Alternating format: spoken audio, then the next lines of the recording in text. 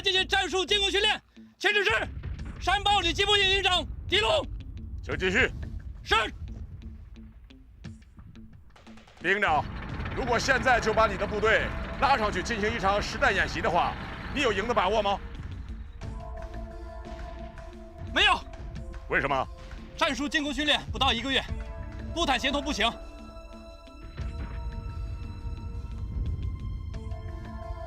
回到你的岗位上去吧。是。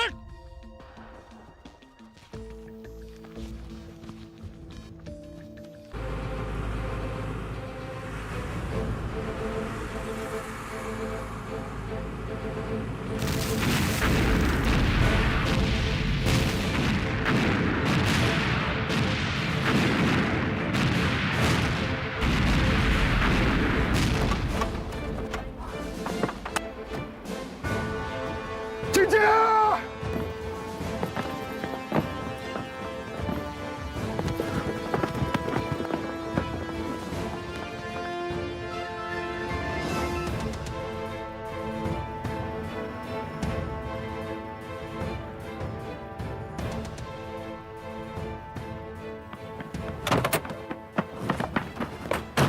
报告参谋长，我警员营侵犯2台车触雷，部队现已安排警戒。通知车队停止前进。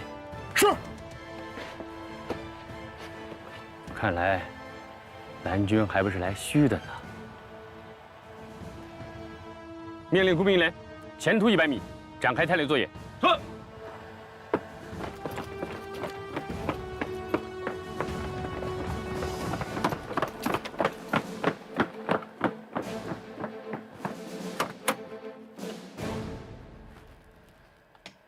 沟洞洞1，我是沟洞洞3，前方有车触雷，工兵连正在实施排雷作业。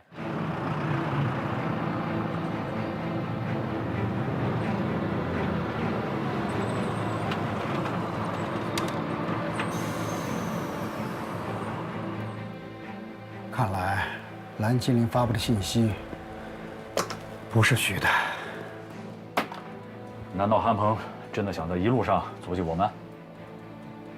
不太可能了，绝对不可能。炸1、2台车怕什么？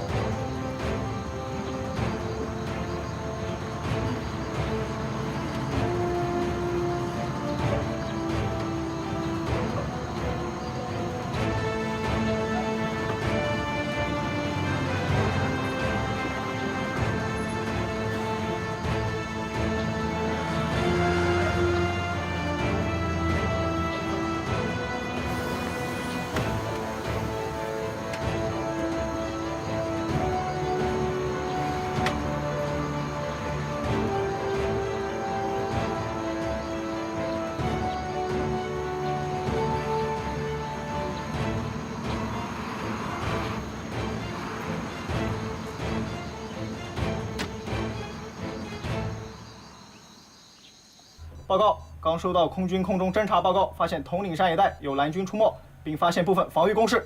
命令航空兵部队，只要发现就炸掉它。是。给我接通炮团朱团长。是。鲍团长，热电话。哎，旅长，我已经派侦察连前面去侦察了。什么？让特战大队从后面调上来？旅长，特战大队没跟随着我呀，你是不是记错了？跟在我后面的是摩步3营。没错，是3营跟在炮团后面。好，摩步3营就摩步3营，你把3营调到前面去，派你的副团长随队指挥，最少突前50公里，攻击前进，控制统领山、小帽山所有要点，掩护炮团通过2山。旅长，摩步3营离我们50公里呢。命令他们马上过去。是。朱团长，你们要有清醒的认识啊，这是蓝军的心理战。蓝军目前怎么可能调出足够的兵力到统领山、小帽山展开阻击呢？空军马上会对蓝军的阻击阵地发起攻击。等3营控制了山区要点，你们一定要快速通过，不要停留。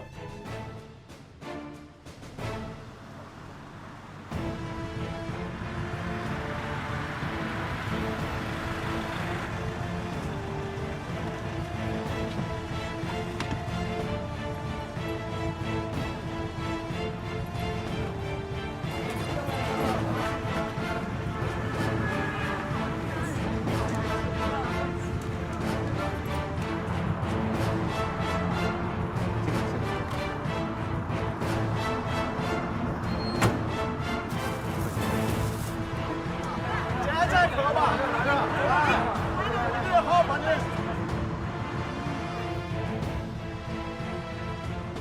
是。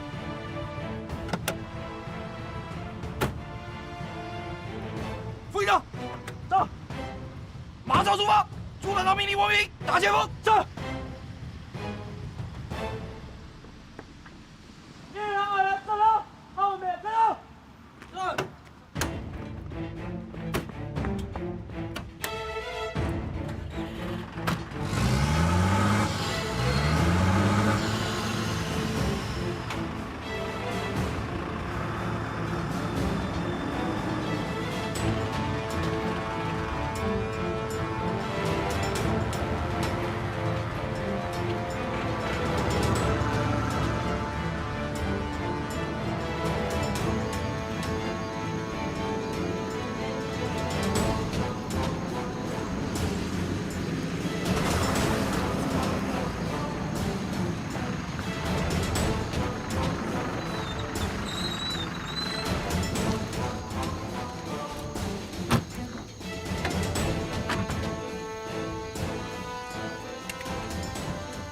参谋长，那就是通灵山主峰。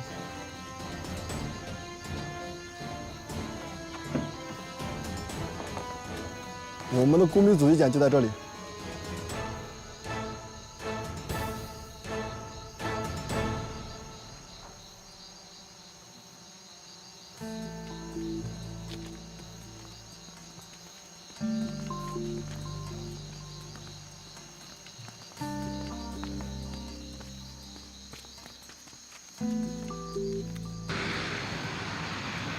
参谋长，是红军的歼击机。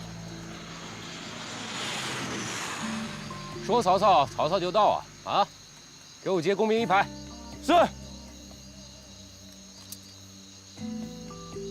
小伙计，我是郝掌柜啊，生意怎么样啊？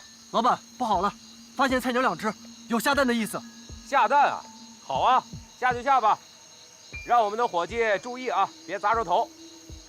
等他们下完，咱们不跟他们玩了，回家吃饭。好嘞，兄弟们，撤！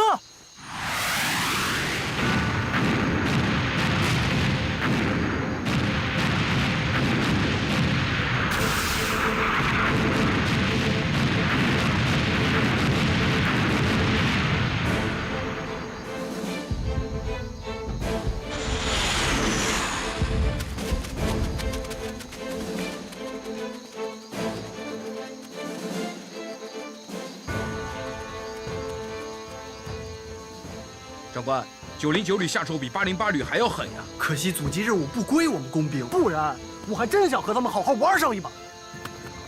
台长，长官要和你通话，用2号密语。癞蛤蟆是青蛙。什么？有一群蝎子从山下上来了，能否抓2只油炸？没问题啊！报告癞蛤蟆，青蛙分队早已做好补血准备。红军1个营已经向我们开来了。参谋长让我们分组阻击一下，做阻击准备。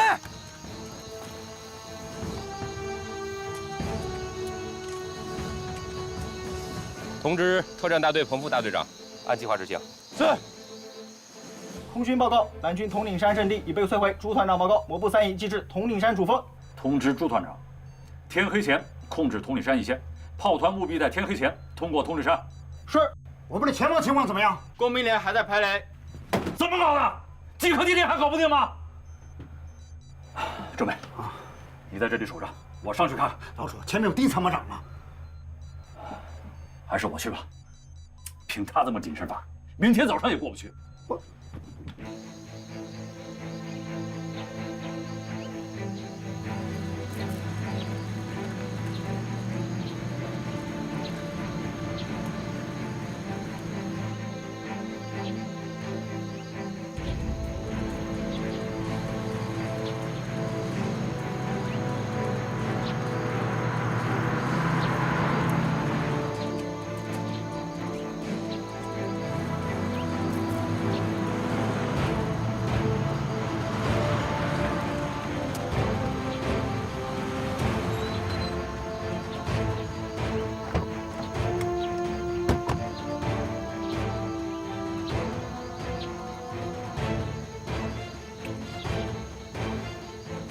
蓝军没有多少人，只不过是虚张声势。一排二排，从阵地两侧摸上去。是。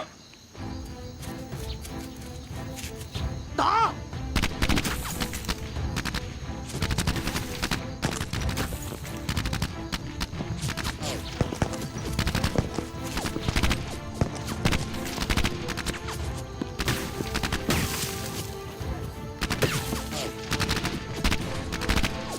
报告排长，敌方炮火已准备完毕。好，准备撤退，烟雾弹。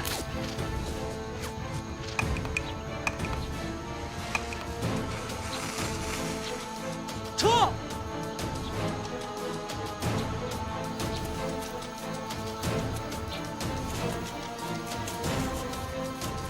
报告营长，烟雾太大，看不清路。我看他们只不过是工兵分队，火力并不强，只能靠防烟雾。等烟雾散了再前进。是。红蓝双方谁也没想到，当真正的实兵对抗展开时，首先投入战斗的不是炮兵、步兵，也不是特种兵，唱主角的却是工兵。蓝军派出一个工兵排在统领山上构筑假阵地，打造豆腐渣工厂，虚张声势打起阻击战。而红军也派出一个工兵连在高速公路上展开认真细致的排雷作业。这些看似不成规模的小打小闹，则诠释了时间都去哪儿了的真正含义。对楚占刚来说，时间的流失意味着期望中的胜利要打折，回旋的空间被压缩，他不能允许这种现象蔓延。什么情况？还有30分钟，这段路就排查完了。30分钟，大约还有150米的样子。挖出几颗地雷？有10几颗，但都是假的。什么？假的？把工程师开过来。是。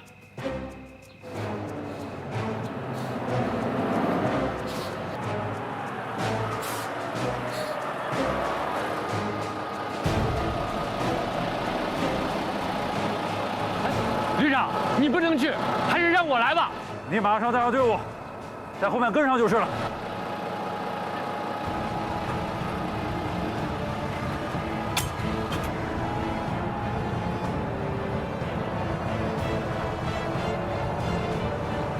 上车。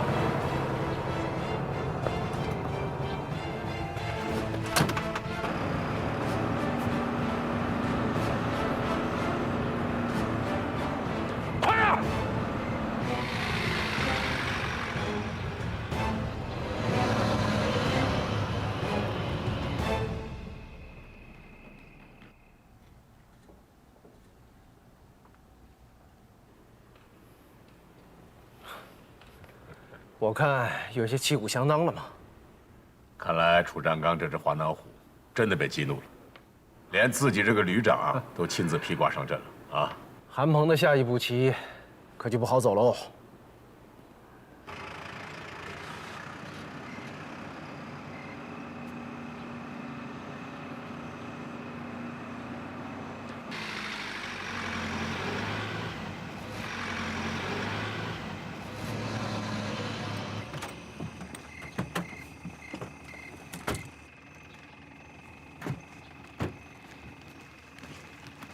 报告参谋长，工兵分队已将红军车队阻止在外面外的道路两侧，定点爆破准备完毕，可以随时进行山体爆破。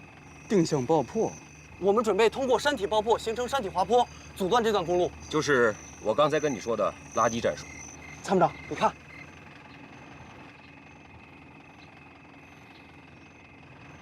现在能够制造多少立方的阻拦物啊？接近1万立方，红军全力打通需要多长时间？最少需要3个小时。好，这样，再给我增加1倍的土石方量。需要时间填充弹药。报告大队长，叫你的特战分队把工兵替下来。是。把你的工兵集中起来，继续填充炸药。我给你20分钟时间搞定。我要让他们连拉带挖到天亮。工兵就喜欢玩大当量的，没问题。哎，我们起名叫垃圾战术，这名字是不是不好听啊？我们专业化蓝军就是块臭豆腐，闻着臭，吃着香吗？好了，去吧。是。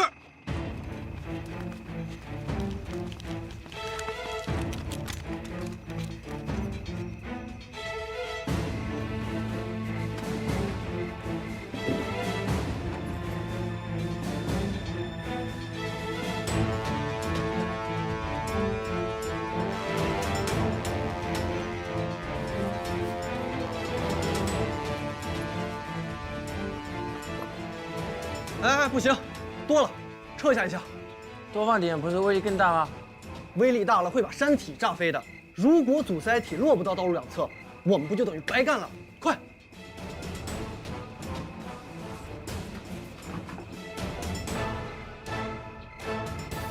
来人，把洞口封上。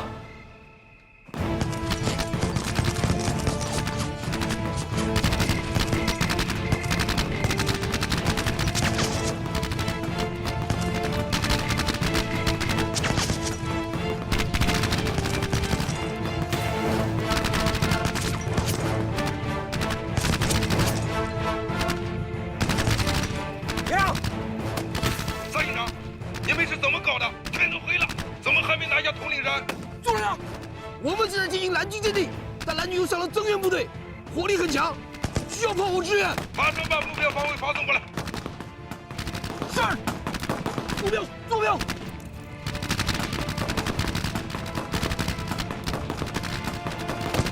兄弟好了没有？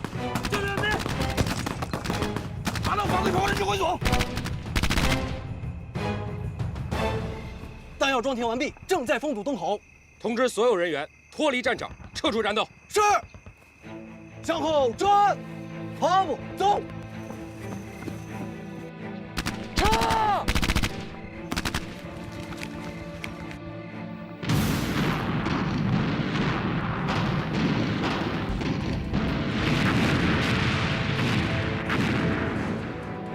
进攻！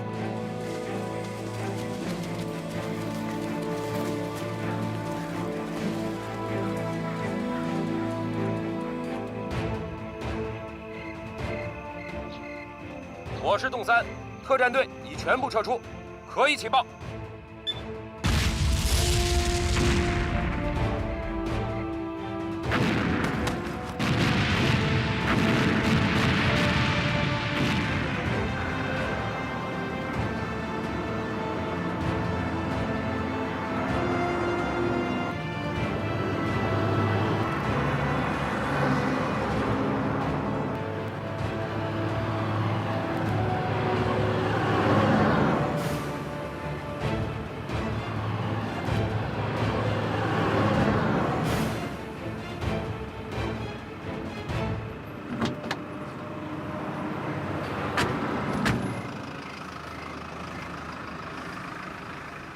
队长，你怎么亲自开车探路？这多危险！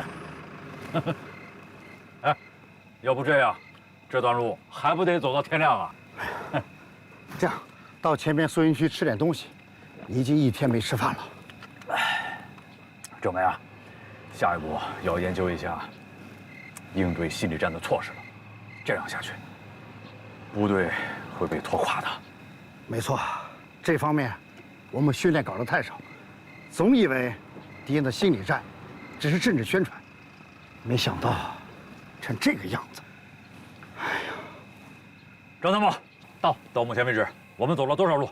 中路推进了220公里，220公里，到达宿营地是260公里，平均1小时23公里多点。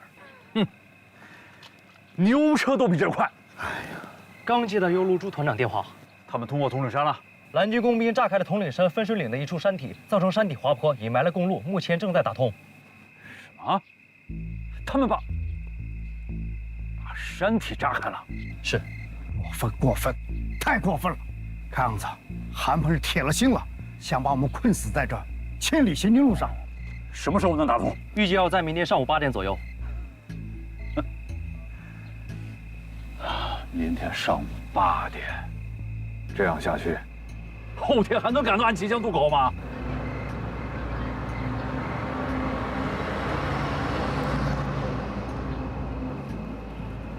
队长，朱团长他们已经被堵在土里山一带，他们请示，能否改变行军路线？他们想怎么走？走祁连2省道，从东面绕过统领山和小茅山，估计要多走130多公里。一度。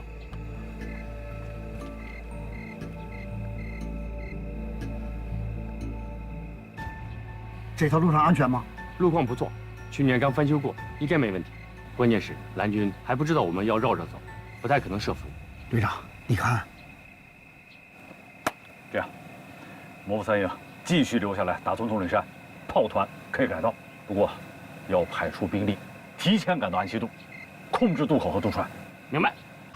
山豹旅虽然经过一番努力，有效地组织了红军的快速挺进，但韩鹏心里很清楚，红军首领楚占刚是不会轻易被他这几招心理战就阻挡在途中。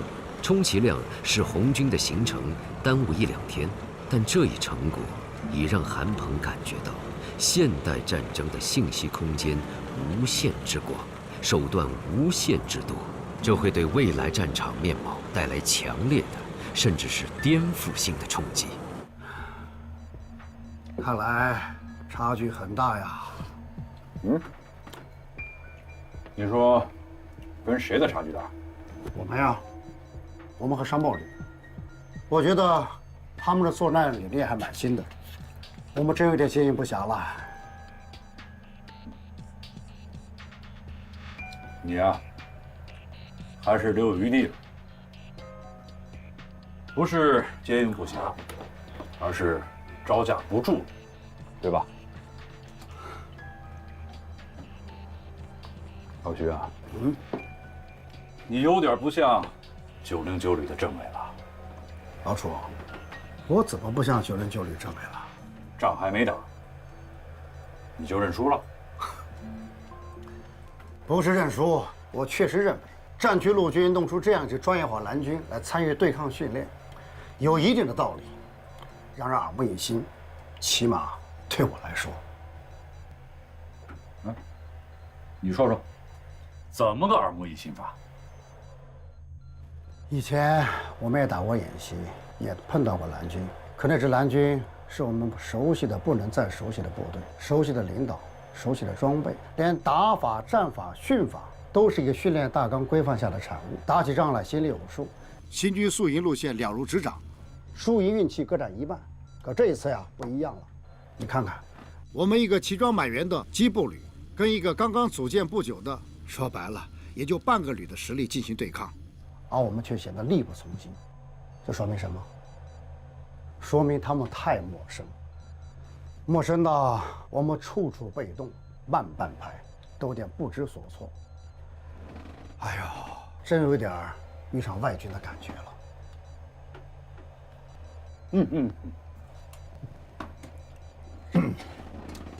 我绝不否认啊。目前，山豹旅是占据了主动，但如果说这种模式就是最先进的模式，为师有点过早了吧？这就是现代战争吗？啊？哼！我看像打群架。老楚啊，现代战争究竟是什么样子，我们谁也没有经历过，只是从电视新闻里看到过已经发生过战争的某些局部战场，只能算是隔岸观火。我们并没想到，火会烧到自己头上，更不知道火会从什么地方烧起来。你这个说法倒是有点新意啊。从某种意义上讲，也有一定道理，但是呢，不符合国情军情。你说呢？行，老楚，我就不跟您说这些了，你好好休息吧。我安排指挥所跟上去。哎，弘毅跟我玩失踪有1天了吧？有这个必要吗？好，随时联络。明白。走。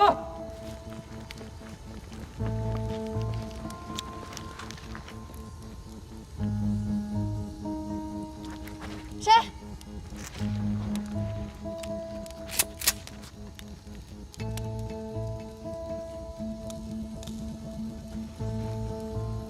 什么人？出来！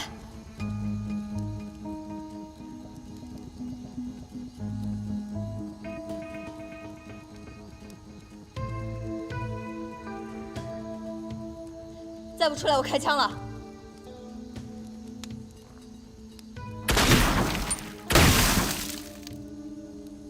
艾佳，艾佳，发生什么情况？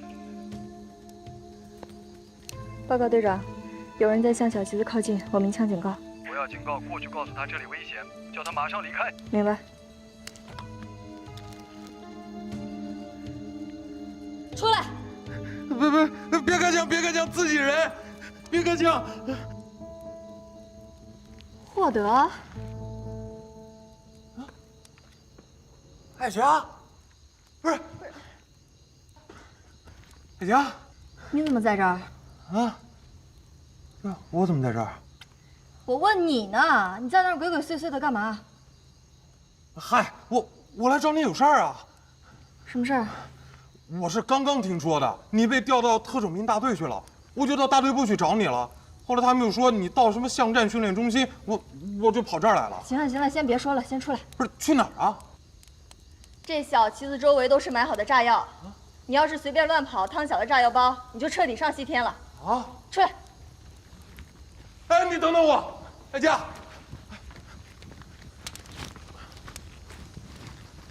不是艾佳，你等等我。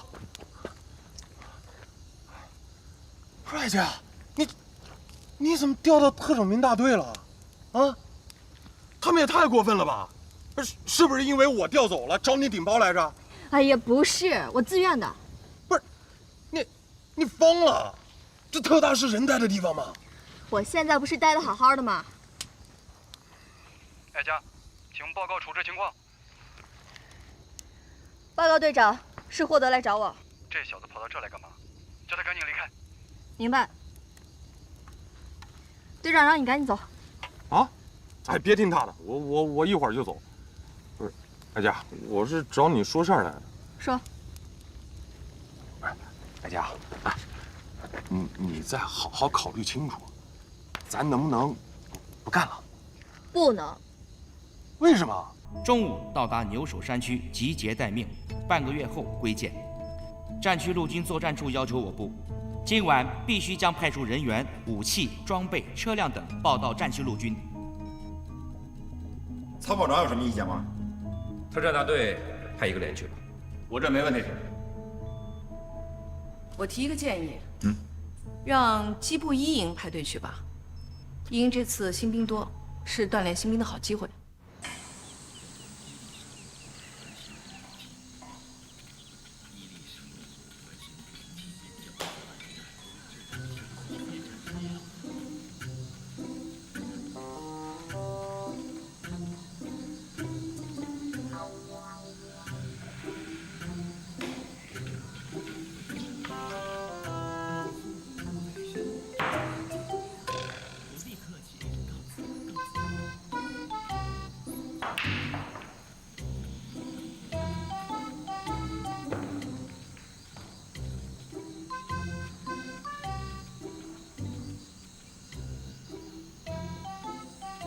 获得，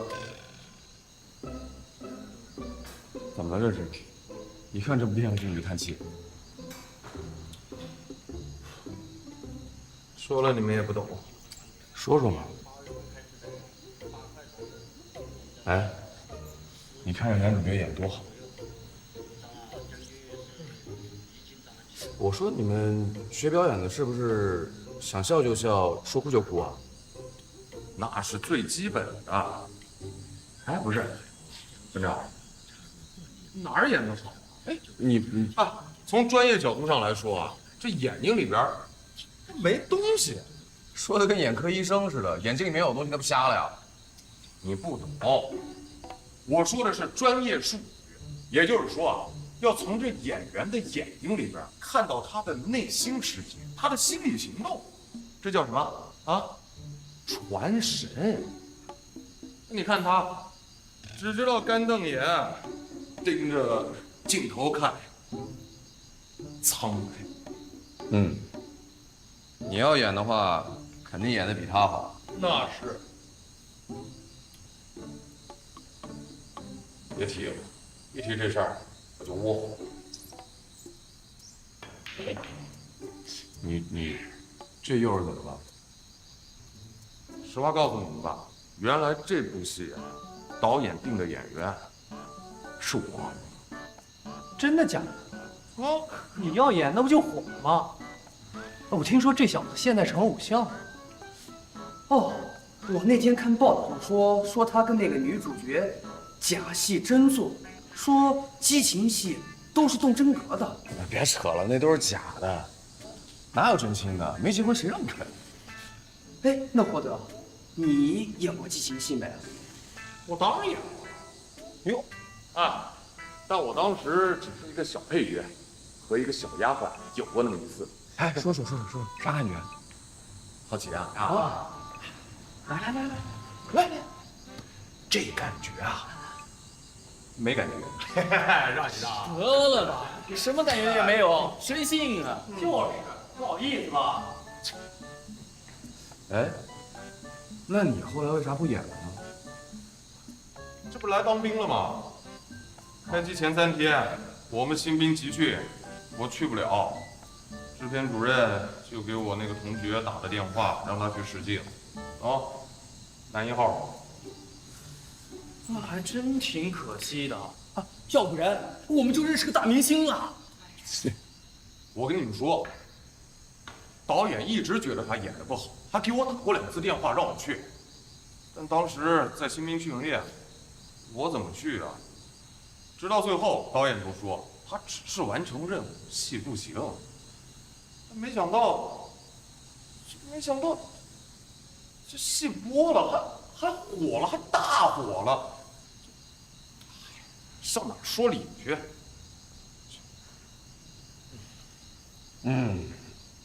我算是知道你为啥总叹气了。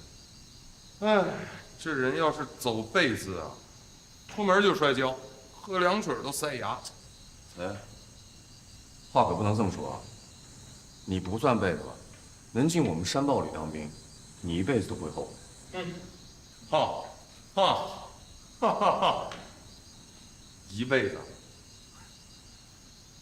我一进这营门，我就后悔了。哎，霍德，你呢？要是真不愿意干了，可以打报告退伍啊。就是嘛，整天听你说亏了，也没见你走啊。对呀。说了你们也不懂，这纠结啊，懂吗？我懂啊，就是那个什么“枝枝相纠结，叶叶竞飘扬”，不是李白诗里的吗？什么乱七八糟的，没那么简单。它很复杂，很忧郁，很伤感，哎呀，总之啊，它是一种情感达到了一定的境界，它才能体会的一种情绪。跟你们说，你们也不懂。哎，纠结。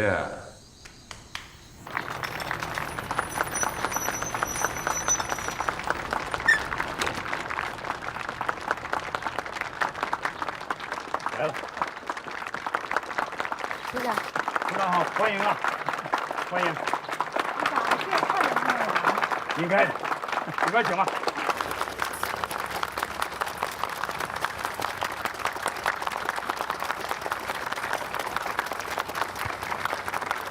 来，请。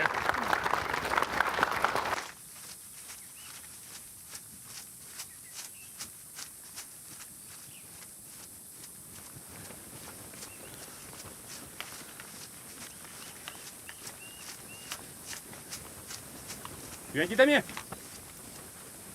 排长过来。到。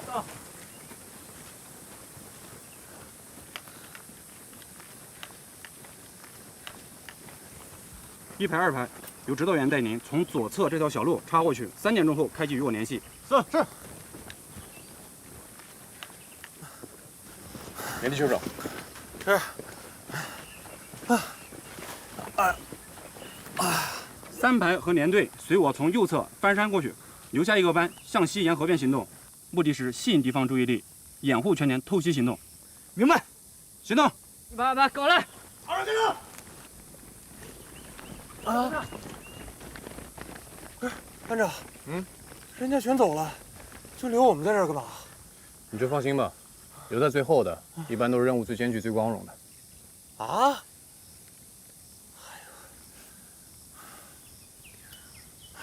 班长，时候不早了，咱们在哪儿吃饭？吃饭？啊？你现在哪有时间想吃饭的事儿啊？等领收任务后，看任务性质、时间安排，再考虑吃饭的事儿。不是，这可不行。养生学可说了，不按时吃饭对胃不好，哎，容易引起这个胃溃疡、12指肠溃疡。哎，你懂得还不少。我妈得的就是这病，我跟你说，这疼起来啊，一阵一阵。刘晓，到，你们班负责佯动。哎，排长，啥叫佯动啊？一会儿让刘晓告诉你。现在情况是这样的，排长、指导员带领1排、2排从左边插过去，3点开机联系，连长带领指挥所还有我们3排从山上翻过去，只有你们9班留在这里。把这个位置记一下。是。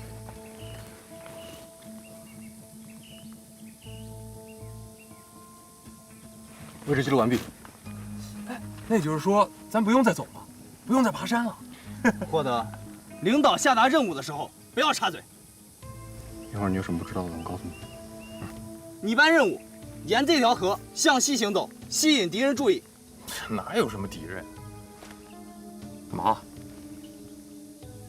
目的就是为了吸引敌人注意，让敌人以为我们连队已经往西边走了。明白。当敌人跟随你们行动后，从前方选择隐秘处过河，再沿河对岸折回。在这里，我们会在等你们返回，一起撤出战斗。明白。20分钟后，开始行动。是。获得，来到。你千万要跟紧你班长。No problem。谢谢。到。你到左前方100米展开侦查，观察路面情况，没有地形，15分钟后撤回。是。班长，班长，不行，我实在饿得受不了了。你怎么吃点东西吧？啊，不是你不信你先听，你听，我肚子叫了。好吧，抓紧时间，10分钟吃饭。10分钟，不够。够，我尽量。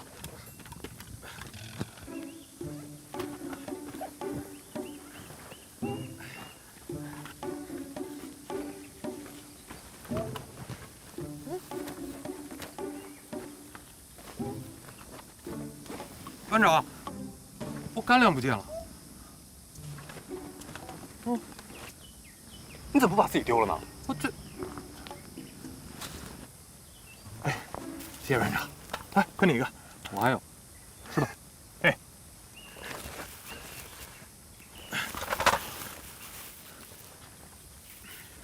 班长，他们上来了。这么快啊！都别吃了，赶紧出发。啊！我刚吃完了。边跑边吃，出发！啊，出发！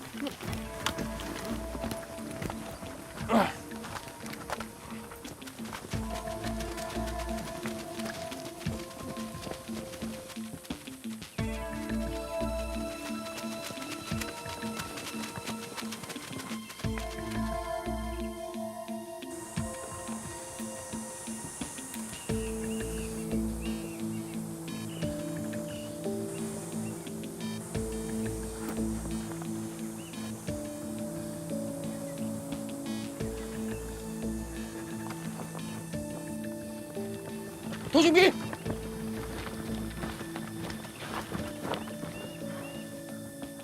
！301，301，山东沟呼叫。301收到，请报告。狼群已经跟上，狼群已经跟上，山东沟完毕。加大与狼距离，5分钟后关机。山东沟明白。吃饭都有，跑步前进。啊！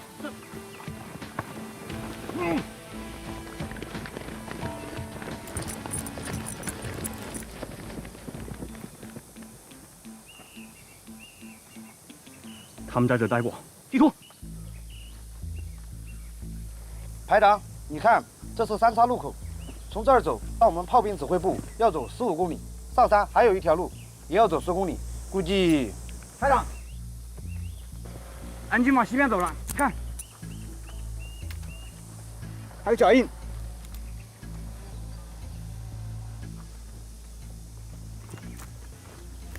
往河边去了。要是走河边，最少20公里呢，蓝军会绕太远。排长，他们走不远，这袋子上没有一点雨水的痕迹，而且还有包子缠着。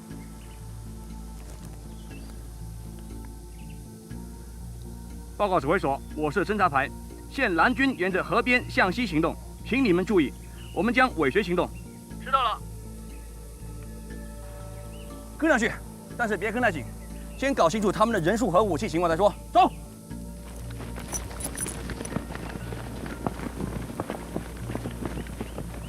班长，哎呀，慢点，我跑不动了，这吃的包子全跑没了。不能停，红军就在后边，必须把它甩得越远好。不，那也得注意节奏感啊。什么节奏感？这样，你让我调整一下呼吸的频率和心跳的速度，这样我可以跑得更远点啊。当然就调整，快点！不是一天就吃这么点东西，哪有力气啊？边跑边吃。班长，你还没告诉我什么叫佯动呢？就是假动作，欺骗敌人行动。啊？嗨。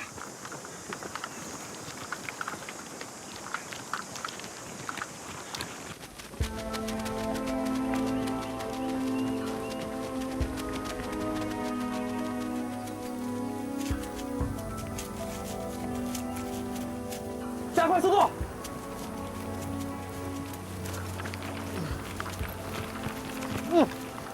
班长有水吗？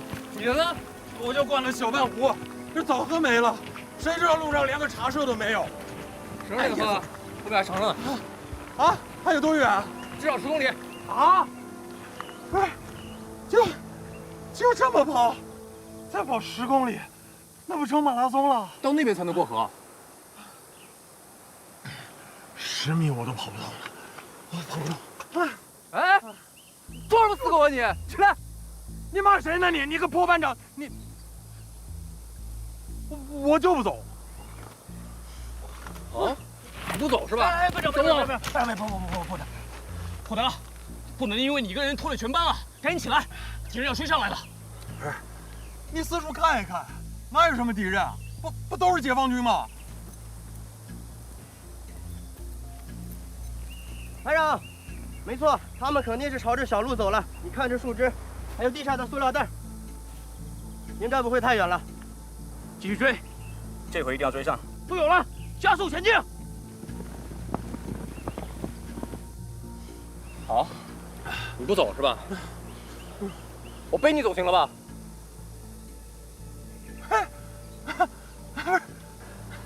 哎，班长，就你这个，试试。哎，试试就试试啊！来给。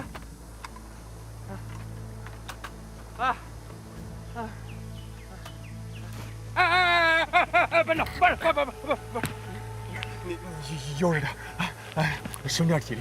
走不走？走不走？走还不行吗？我走。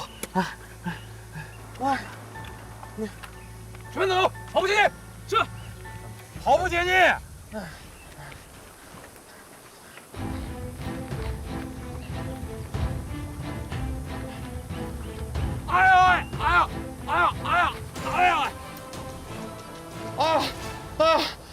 怎么了？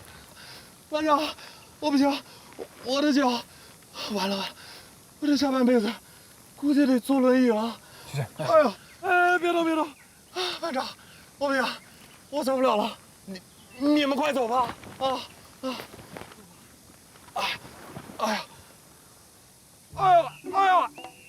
班长，看是扭伤了，怎么办？班长，我这脚走是肯定走不了了，不过你放心，我就是爬，我也要爬到目的地去。爬到目的地？哎呦，你知道目的地在哪儿吗？我告诉你，伙子，你要是再不走，可就要做俘虏了。哎呀，没关系，这共军不都优待俘虏吗？俘虏什么呢？行，驾着走。是。班长，那我就留下来，跟他们拼了。这不是在演戏，反正我是走不动了，啊，不行，你干脆给我一枪得了，你，啊，哎呦喂，哎呦喂，这样，伙伴，我们先把你藏在林子里，等红军过去之后，我们再来回来找你，怎么样？哎呦喂，哎，这个主意好，这个主意好，哎，来，扶我一把，谢谢。哎呦喂，哎呦，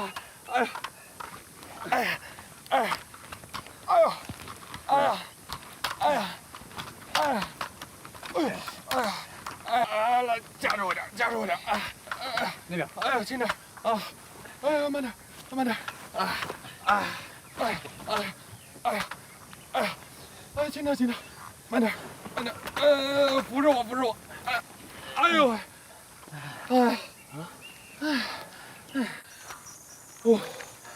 这你拿着，拿着，这是什么？卫星定位器，我怕我们一会儿回来找不到你，这个东西可以帮助我们找到你。哎，那我不成大熊猫了？不，你干嘛你？获得啊！千万记住了，别动，只要你不出声，敌人就不会发现你，明白吗？放心吧，我保证完成任务。哎，行了，班长，别耽误进度，你们赶紧出发吧。走吧！啊，班长，那个，你把你的水壶留给我呗。你的呢？早没了。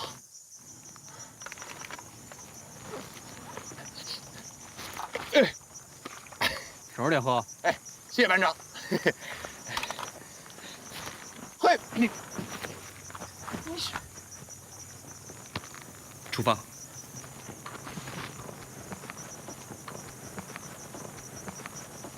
大家都知道，一个机械化师从 M 国本土投送到东半球的中东地区，500辆主战坦克从海上运输最快要1个月，因此兵力的远程投送是现代化战争的一大难题。就是说，你从陆地运输超过1000公里以上，太空的卫星、天空的侦察机，还有渗透过来被收买的情报人员，时时刻刻都会掌握到你的坦克、火炮、装甲车还有导弹的去向，判断出你的作战意图和战术思想，以及你的火力配备的基本情况。但是啊，这也不是没有解决的办法。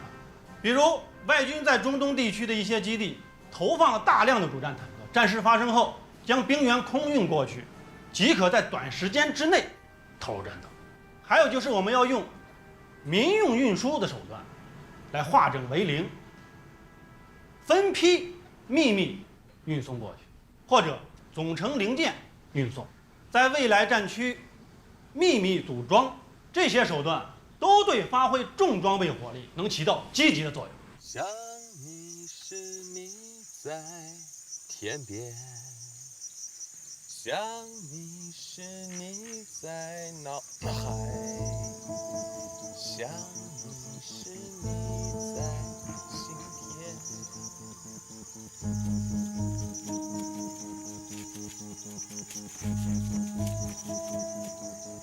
啦啦啦啦啦啦啦啦啦啦！不错，唱的不错啊，鼓掌。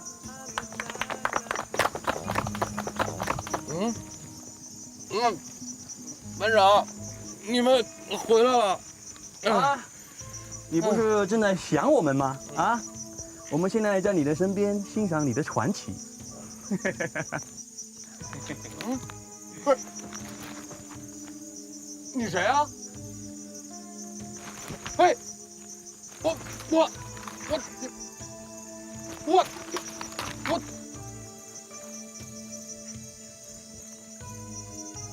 投降吧！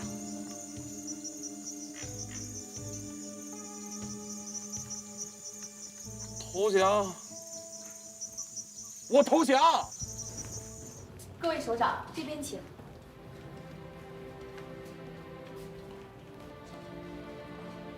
珊珊，原来是在网站军事馆看过，今天看到实物了，听了讲解，接触了808旅的官兵，感觉就是不一样。怎么不一样？怎么说呢？感觉很自豪，很感慨，也很有压力。这压力从哪儿来的？以前我们是战胜过808旅，可是那是一次侥幸，真的是侥幸。我觉得如果我要是再不努力的话，一定会被他们打败的。我有这种感觉。808旅是我军陆军的传统代表，是一支血性之师，敢打敢拼、不怕牺牲的精神，永远是我军的传统。我觉得我们山豹旅也应该加强血性品格的教育。你们说的都很好，这也是我们四有军人教育的重要一课。习主席在塑造四有军人的指示中，为什么专门提出当代军人要有血性？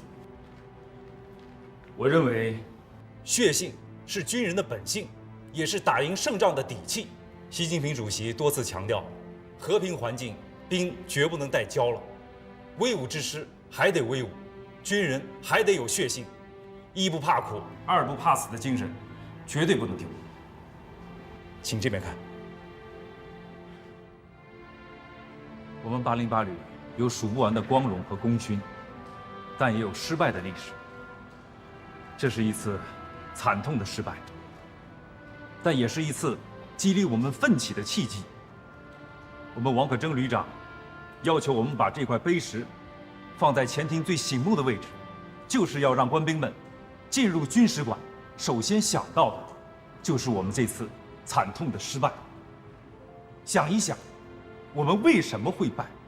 我们还能不能翻身？荣誉是过去的，失败的危机永远存在。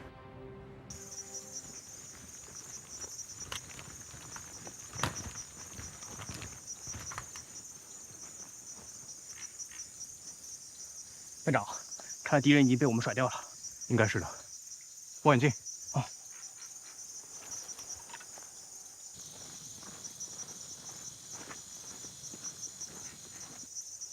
看来他们是往回撤了，霍头不会被他们发现吧？